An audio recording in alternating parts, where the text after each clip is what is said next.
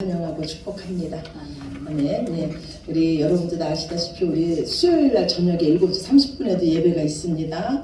예, 금요일 날 또 7시 30분입니다. 우리 예배 후에 반찬 나눔하니까요. 여러분 그 시간에 그냥 집에 계시다면 나와서 예배 드리시기 바랍니다. 하나님 기다리십니다. 그리고 목요일 날 오전 10시 30분에 또 우리 구역 예배 있습니다. 우리 소그룹 공동체 모임인데요. 얼마나 좋은지 몰라요. 여러분의 마음을 또 내어놓을 수도 있고 치유받고 하나님이 예배하신 귀한 시간입니다. 여러분 다 나와서 은혜 받으시기 바랍니다. 네, 우리 토요일 날 오후 4시에 우리 교회 청소합니다. 예, 우리 하나님 말씀 이 시간에 보시겠습니다. 하나님 말씀은 시편입니다. 죄송합니다. 창세기입니다. 창세기 50장입니다.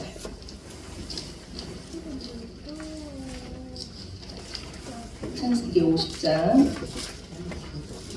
15절에서 우리 21절까지 말씀입니다. 구약성경입니다. 구약성경 제 성경책으로 80쪽입니다. 창세기 50장 15절에서 21절 말씀입니다.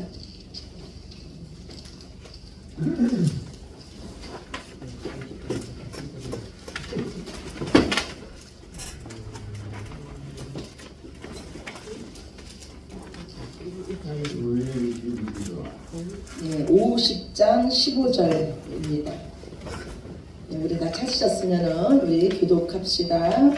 요셉의 형제들이 그들의 아버지가 죽었음을 보고 말하되 요셉이 혹시 우리를 미워하여 우리가 그에게 행한 모든 악을 다 갚지나 아니할까 하고 요셉에게 말을 전하여 이르되 당신의 아버지가 돌아가시기 전에 명령하여 드리시기를 너희는 이같이 요셉에게 이르라. 내 형들이 내게 악을 행하였을지라도 이제 바라건대 그들의 허물과죄를 용서하라 하셨나니 당신 아버지의 하나님의 종들인 우리 죄를 이제 용서하소서 하매 요셉이 그들이 그에게 하는 말을 들을 때 울었더라. 그의 형제들이 또 친히 와서 요셉의 앞에 엎드려이되 우리는 당신의 종들이나 요셉이 그들에게 이르되 두려워하지 마소서 내가 하나님을 대신하리이까 당신들은 나를 해하려 하였으나 하나님은 그것을 선으로 바꾸사 오늘과 같이 많은 백성의 생명을 구원하게 하시려 하셨나니 당신들은 두려워하지 마소서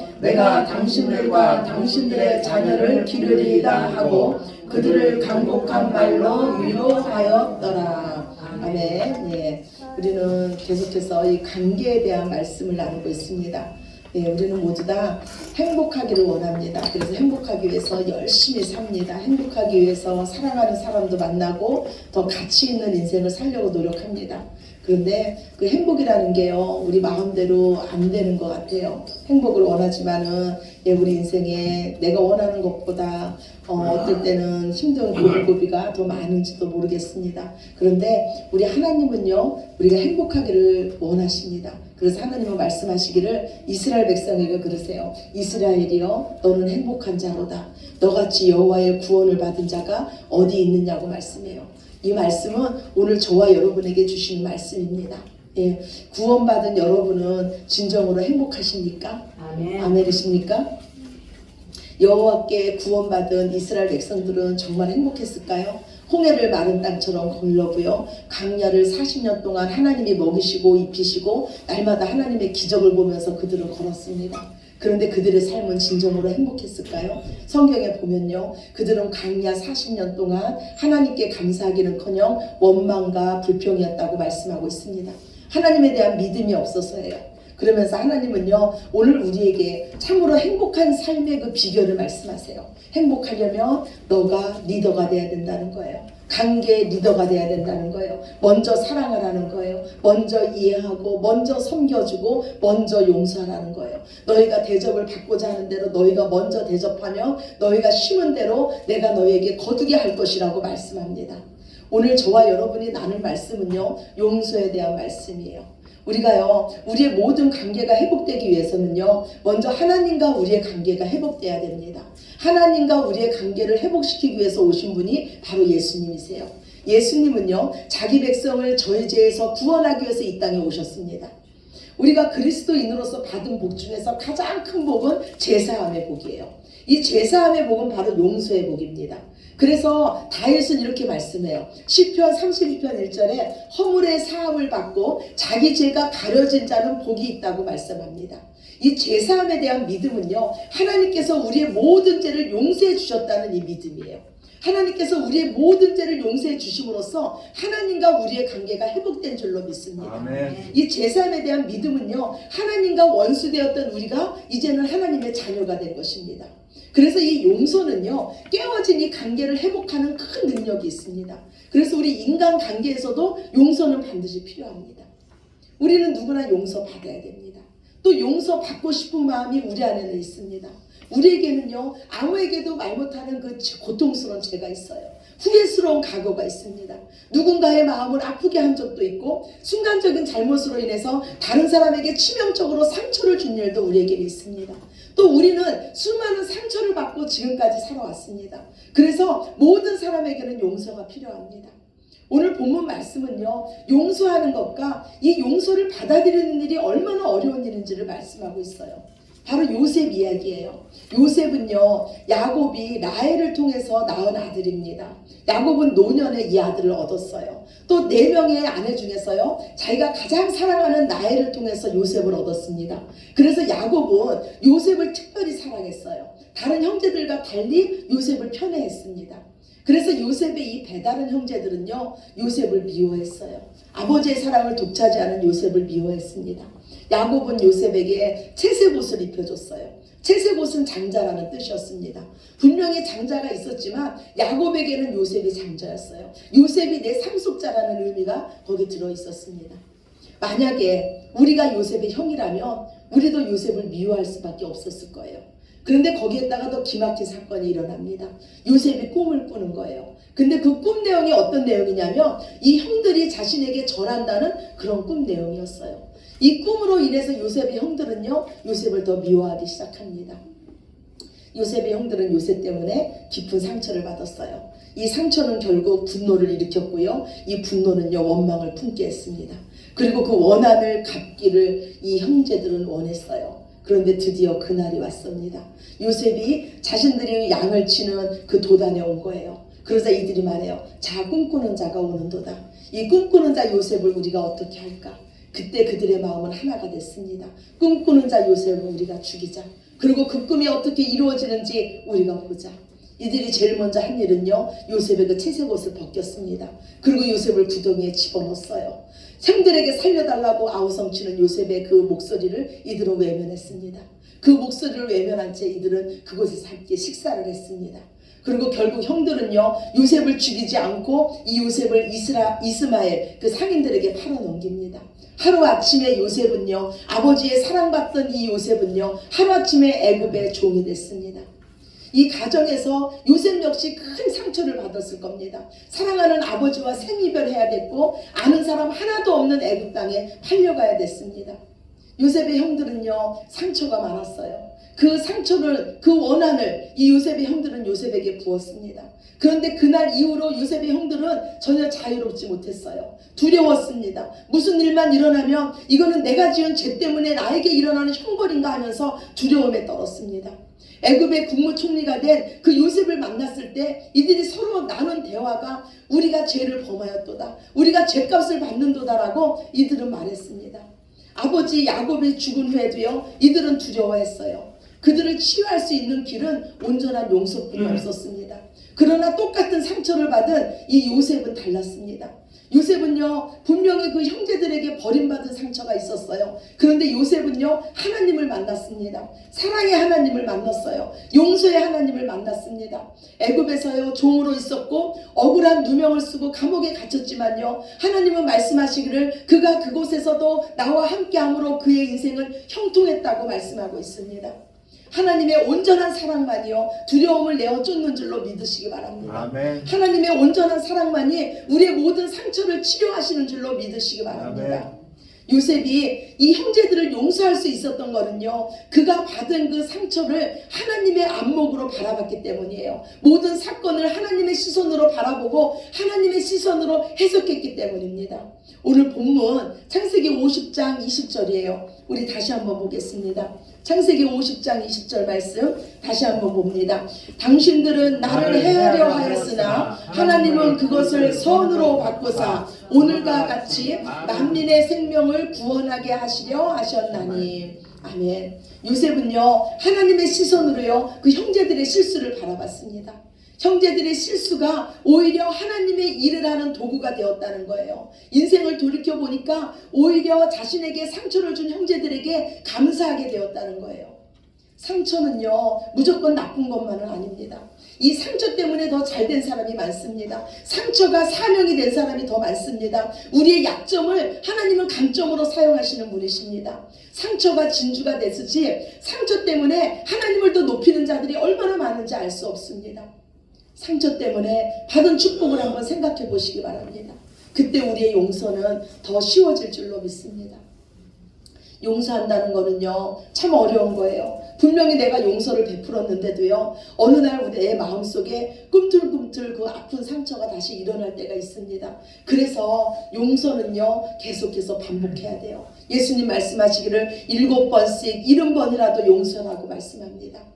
요셉의 형제들은요 분명히 용서함을 받았어요. 그런데 용서함에 대한 확신이 없었습니다. 그래서 아버지 야곱이 죽은 후에 이 용서함에 대한 확신이 없자 두려움이 밀려옵니다. 그리고 결국 요셉을 찾아가서 이렇게 말합니다. 아버지가 말씀하시기를 내 형제들이 내게 악을 행했을지라도 너는 선을 행하라고 했다고 거짓말까지 합니다. 이 형제들의 말을 들은 요셉은 옵니다. 분명히 용서를 받았는데도 용서에 확신이 없어 괴로워하는 이 형제들을 오히려 요셉은 위로합니다. 온전한 용서는요 용서를 할 뿐만 아니라 그를 위해 축복하는 것입니다. 악을 악으로 갚지 말고 상처를 상처로 갚지 마시기 바랍니다. 오히려 축복하시기 바랍니다. 오늘 주보 첫 번째 말씀이에요. 베드로전서 3장 9절 말씀입니다. 우리 함께 보시겠습니다. 악을 악으로 욕을 욕으로 갚지 말고 도리어 복을 빌라 이를 위하여 너희가 부르심을 입었으니 이는 복을 유업으로 받게 하려 하심이라. 아멘. 하나님 말씀하세요. 악을 악으로 갚지 말고 욕을 욕으로 갚지 말고 도리어 복을 빌라. 너희가 이를 위해서 부르심을 받았다. 이거는 너희 복을 이어받기 위함이라고 말씀합니다. 우리 모두 다 하나님 축복을 경험하기를 원하지 않습니까? 그렇다면 상처 준 자를 용서하시고 오히려 그를 위해 복을 비시기 바랍니다. 하나님의 가장 위대한 사랑은 바로 용서입니다. 오늘 주님께서는요 내가 너희를 용서한 것처럼 너희도 피차 용서하라고 말씀합니다. 주보 두 번째 말씀이에요. 골로새서 3장 13절입니다. 우리 함께 보겠습니다. 누가 네게 혐의가 있거든 서로 용납하고 피차 용서하되 주께서 너희를 용서하신 것 같이 너희도 그리하고. 예. 제가요 스티븐 코비의 성공하는 사람들의 7가지 습관이라는 책을 읽었어요. 거기서 이런 내용이 나옵니다. 어떤 사람이 독사에 물렸어요. 그러니까 이 사람은 생각하려요. 감히 독사가 나를 물다니 하면서 독사를 잡아 죽이고자 쫓아갑니다. 그 결과 결국 누가 죽었을까요? 이 사람이 죽었어요. 마찬가지예요. 상처를 받았다면 먼저 내가 치료함 받아야 됩니다. 나 자신을 먼저 치료하기 위해서 우리는 먼저 용서해야 됩니다. 어떤 사람이요 친구들과 등산길에 올랐어요. 그런데 그만 발을 헛디뎌 갖고요 산 아래로 떨어지게 됐습니다. 그런데 다행히 눈이 많은 곳으로 떨어졌어요. 몸은 부서지듯이 아팠지만요 생명은 구원할 수 있었습니다. 그런데 자신을 구조해러 온 119 대원이 이렇게 말하는 거예요. 다음부터는 산에 올 때 혼자 오지 마십시오. 이 사람은 처음에 그 말이 무슨 말인가 했어요. 그런데 나중에 알고 봤더니요 함께 등산길에 올랐던 이 친구들이요 이 친구가 떨어지는 모습을 보고 119에는 신고를 해줬지만 그 순간 자신들에게 피해가 올까봐 119 신고만 하고 도망을 간 겁니다. 이 사람은 그때부터요 평생 이 친구들에 대한 배신감을 안고 살았어요. 한 번쯤은 미안하다고 나한테 찾아오겠지 생각했지만 이 친구들은 찾아오지 않았어요. 오히려 어떤 죄책감도 갖지 않고 뻔뻔스럽게 잘 살고 있는 이 모습을 보면서 이 사람의 이 배신감은 더 심해졌습니다. 결국 이 배신감은요 사람들에 대한 두려움으로 이어졌고요 모든 사람은 믿을 수 없다는 이 생각까지 가지게 됐습니다.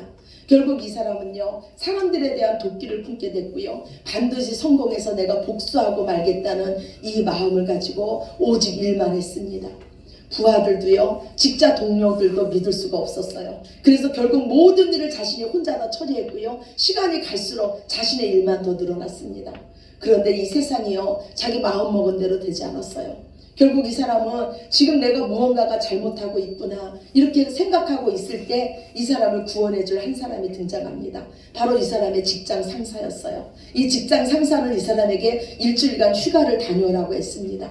그런데 이 사람은 불안하기 시작했어요. 할 일이 산더미같이 있는데 휴가라니. 그러면서 휴가 기간 내내 마음껏 쉬지도 못했습니다. 그리고 그 불안한 마음을 가지고 다시 휴가에서 돌아와 보니까요, 회사는 너무나 정상적으로 돌아가고 있는 거예요. 모든 일처리는 다 제대로 되고 있었습니다. 그때 이 직장 상사가 이 사람에게 다가와서 말했어요. 신발을 벗고 의자로 올라가라. 가슴에 손을 얹고 눈을 감으라 그랬어요. 무슨 영문인지 몰랐지만 이 사람은 그대로 따라했습니다. 그리고 그 직장 그 동료들과 그 부하들에게 이 사람 뒤에 가서 다 서라고 했습니다. 그리고 이 직장 상사가 뭐라기를 가슴에 손을 얹고 눈을 감고 뒤로 쓰러지라는 거예요. 정신이 번쩍 들었어요.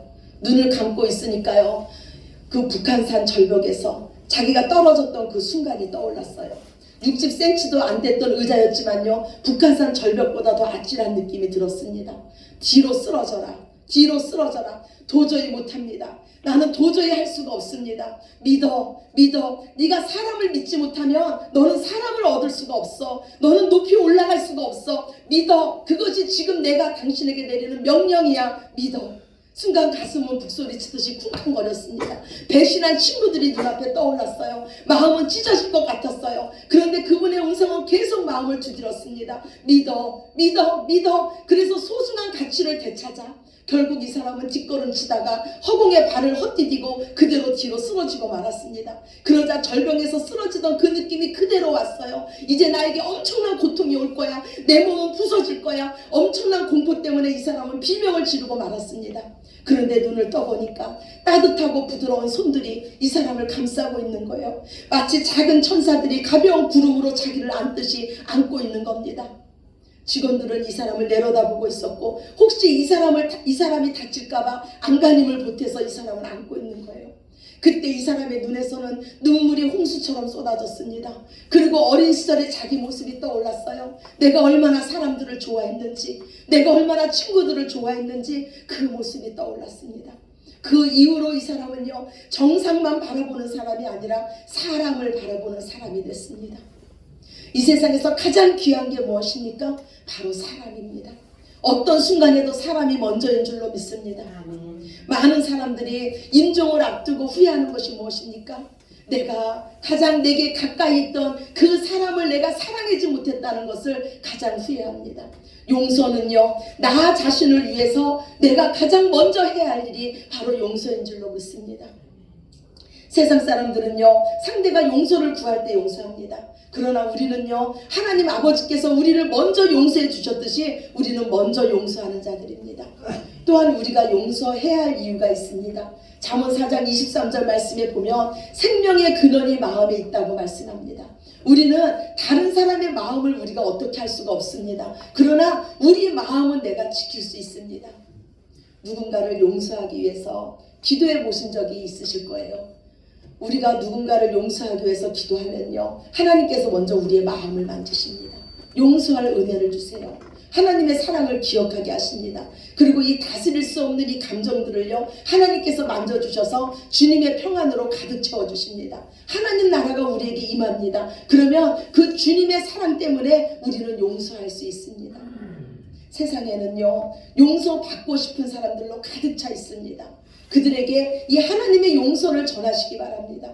하나님의 이 큰 사랑을 전하시기 바랍니다. 깨어진 우리의 모든 관계가 회복될 줄로 믿습니다. 완전한 용서는요, 우리 힘으로는 할 수가 없습니다. 우리 안에 오신 성령님의 능력으로 우리에게 상처를 준 어떤 자라도 용서할 줄로 믿습니다. 서로 용서하는 사랑을 주고받음으로써 하나님의 넘치는 축복의 주인공이 되시는 저와 여러분이 되시기를 예수님 이름으로 축원합니다. 아멘. 우리 기도하겠습니다. 좋으신 하나님 감사합니다. 하나님, 우리가 사는 삶에는 상처투성이입니다. 하나님, 우리의 마음에는 감사가 나오기보다는 원망과 불신으로 가득합니다.